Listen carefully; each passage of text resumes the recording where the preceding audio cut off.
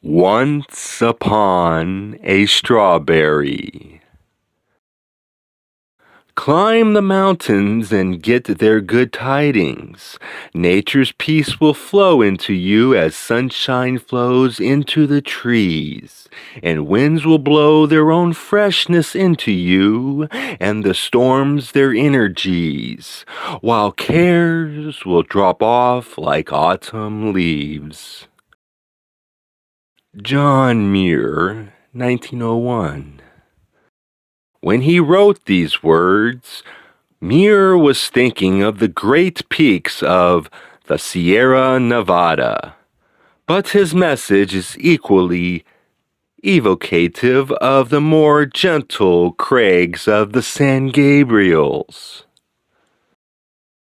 All of the 5,000 and 6,000 foot summits of the Front Range can be ascended in 2 hours or less, mostly via pleasant trails that wind skywards through chaparral and pine.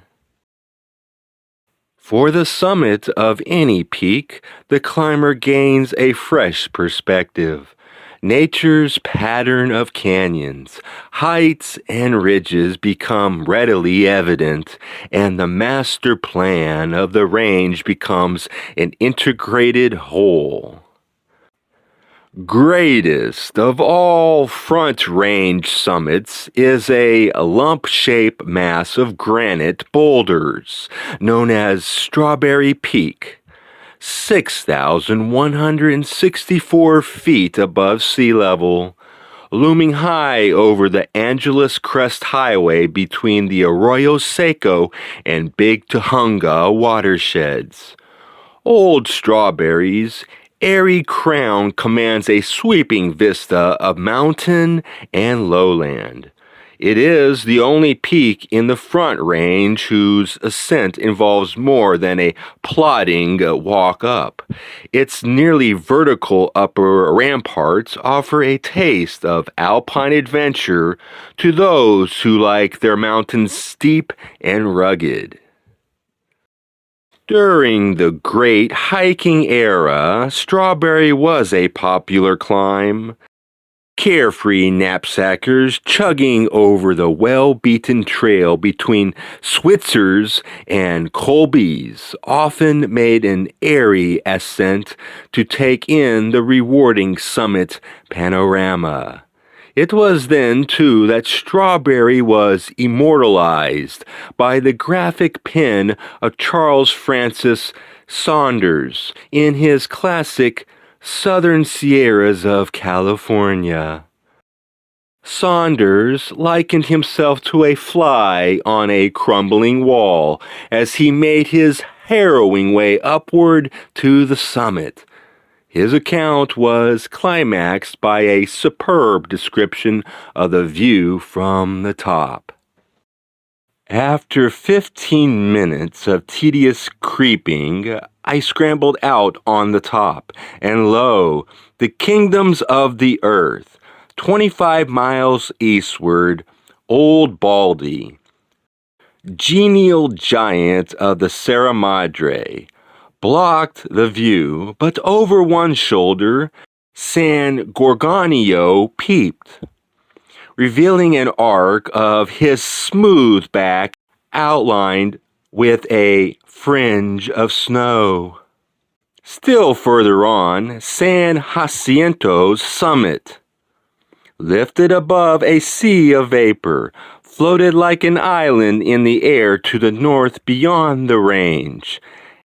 A yellow smudge marked the desert's whereabouts, and nearer, almost at my feet, the great gray basin of the Big Tujunga lay in clear-cut relief, with Mill Creek, Alder Creek, Wickiup, and Coldwater draining into it. Oceanward, the Sierra sank gradually till its feet were submerged in a thin white fog that hid the great plain of San Gabriel. And beyond that, in the light of the evening sun, the sea gleamed like a shining platter bearing 2 peaks, Santa Catalina in its golden mists. Such is the inspiration of the mountaintop. Strawberry's strangest adventure took place in March 1909 when, for a fleeting instant, it basked in the limelight of public interest.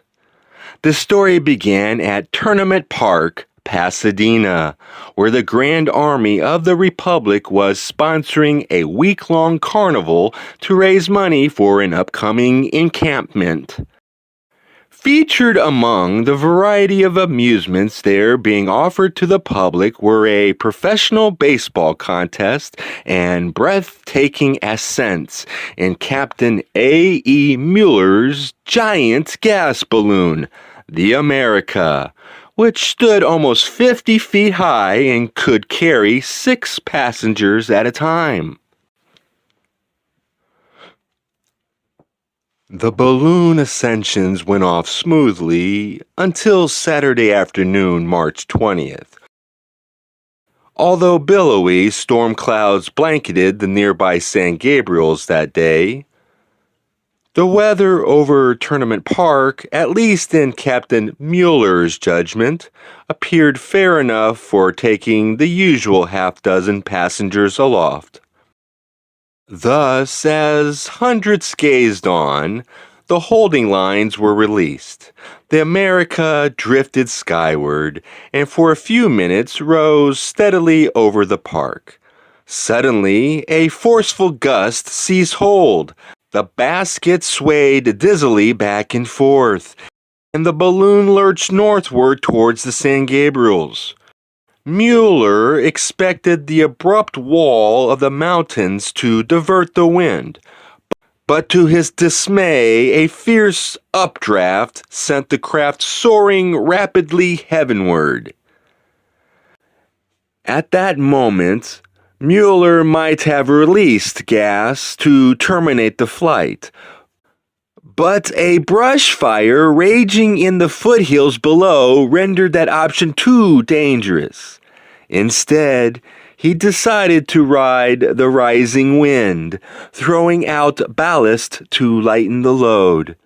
The America was last seen by horrified spectators, sweeping up the steep defile of Millard Canyon. Then the balloon and its 6 passengers disappeared into the billowing clouds. Few of the terrified passengers, all men, by the way, were dressed for frigid weather, and all thoroughly soaked by the driving rain and snow, they shivered as the wind shrieked. Through swirling gray mist, the balloon continued its upward thrust. At one point in the harrowing flight, Captain Mueller's barometer read 14,000 feet. Finally, the wind lessened and the balloon seemed to descend, although zero visibility made it difficult for the men to determine in what direction they were traveling. Suddenly, through a brief opening in the clouds, Mueller spotted the gray boulders of a mountain peak about 200 feet below. Quickly, he pulled the gas release cord. The envelope collapsed and the balloon descended rapidly until it brushed against the summit rocks, skidding sideways and came to rest just 10 feet from a vertical drop-off. The benumbed sky travelers had miraculously managed to land almost on the summit of Strawberry Peak. And just before nightfall, somehow they were able to stumble through wind and snow, find shelter in a nearby pine hollow, and start a fire. All night they huddled around this tiny center of warmth atop frozen strawberry. Next morning, the clouds having lifted somewhat, the 6 balloonists surveyed their position. Only then did they fully realize the precariousness of their eagle's perch. To the south and west, a sheer precipice blocked any possible descent. Only the northeast slope looked negotiable, steep and rocky, but at least not vertical. The group started down, floundering through snowdrifts, sliding over wet rocks until they reached the top of a 100-foot wall. There was no way down the cliff. In despair and near exhaustion, they turned back, slowly and painfully retracing their steps up the mountainside.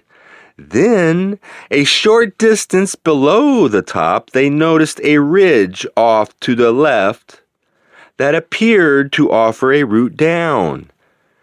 Reaching it, their spirits soared, for at a distance they spotted a cabin, smoke curling from its chimney. Plunging down and across slanting snow-covered slopes, the men soon reached the shelter. The balloonists were fortunate. They had stumbled onto the mountain home of Delos, Lillian, and Nellie Colby. Lillian served the chilled and exhausted groups mugs of hot ginger tea as they related to Delos their almost unbelievable story. After a warm meal and several hours' rest, they became anxious to get back to civilization, to let their friends know they were still alive and well. But Colby's ranch was snowbound, and all that Monday, nature's tempest raged. In the meantime, Pasadena was putting forth every effort to find the missing men. Search parties were crisscrossing the south slopes of the range. The lost balloonists were front-page news throughout the Southwest, and experts deemed their chances of survival slight. Tuesday's first light revealed a leaden sky, but the wind was down and snow had stopped falling. Delos Colby decided it was safe to lead the stranded balloonists back to civilization. At 6:30 a.m., he and the 6 men set out for Switzer's camp, 8 miles away, involving a steep climb over Strawberry Saddle through 6-foot snowdrifts. Colby, bull strong, plowed ahead. The others following farther and farther behind during the long uphill climb as fatigue drained their energy. At last, they reached the saddle. From there on, it was all downhill. Shortly before 2:30 p.m., the exhausted men stumbled into Switzer's. Their 72-hour ordeal almost ended. A telephone call to Pasadena brought newsmen, relatives, and well-wishers rushing towards the Arroyo Seco. A hot meal, a short rest at Switzer's, then the final leg down the canyon trail to tearful reunions and joyful hoorays. And it was all over. 6 lucky aerialists had crash-landed atop the most rugged peak in the San Gabriels and, incredibly, lived to tell about it. Later, there was talk of renaming the mountain in honor of Captain Mueller, but nothing came of it. Old Strawberry was imprinted too firmly in people's minds. Today, in spite of its proximity to the Angeles Crest Highway, Strawberry, unlike Mount Lowell and other almost forgotten peaks of the Front Range, retains much of its old allure. Every fair weather weekend finds numerous climbers testing their skill and stamina on its steep granite sidewalls. The pageant of the peaks is an ever-present aspect of the drama of the San Gabriels. Each mountaintop, particularly Strawberry Peak and Mount Wilson and Low, is wrapped in the lure of the range.